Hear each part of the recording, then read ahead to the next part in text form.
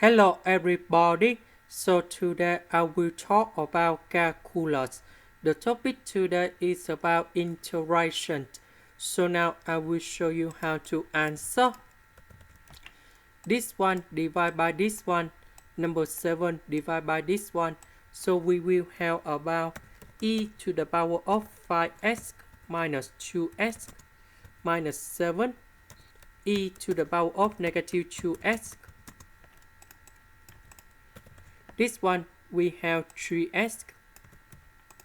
Now we have the formula in here. The integration of e to the power of ax, we have e to the power of ax over a, and we put about c.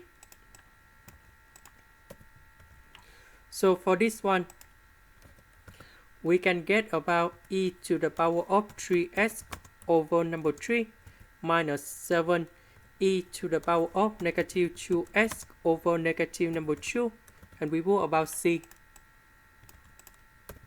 So negative with negative, you got about positive. This is the end. Thank you for watching.